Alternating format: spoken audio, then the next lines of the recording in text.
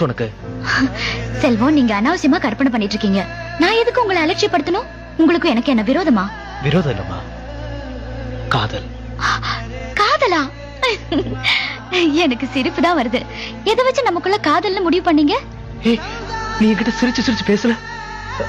கோயில்ல தம்பதிகளா வந்து நின்னப்போ நீ என் பக்கத்துல வந்து நிக்கல, அப்போ மனசுக்குள்ள சந்தோஷம் இருந்தது இல்ல? இல்ல இல்ல, உங்களுக்கு நிஜமாவே ஏதோ ஆயிடுச்சு. ஒரு ஊருக்கு கோயில்ல ஆடுறதுக்காக வந்தோம். வந்த இடத்துல சிரிச்சு சிரிச்சு பேசணும். 4 கோயிலுக்கு போனோம், ஒரே இடத்துல சாப்பிட்டோம். இதெல்லாம் வச்சு காதல்னு முடிவு பண்ணிட்டீங்களா? அபிராமி, விளையாடுறதுக்கு ஒரு அளவு இருக்கு. போதும் என்ன கிண்டல் பண்ணது. என்ன நீங்க இவ்வளவு தூரம் திருப்பி திருப்பி சொல்ற? இன்னும் நம்ம பழகினத காதல்னே நினைச்சு பேசிட்டு இருக்கீங்க. நீ எப்படி பேசுற அபிராமி? கால்ல கட்டின சலங்கிய கச்சேரி முடிஞ்சதும் கழட்டி வச்சிடற மாதிரி இல்ல நம்ம காதல். நிரந்தரம். அது உனக்கும் தெரியும் இல்ல? மத்தவங்க கூட நம்ம பழகினதெல்லாம் அன்பு. ஆனா நீயும் நானும் பழகினது காதல் அபிராமி. செல்வம், நீங்க ஒரு நல்ல கலைஞன்.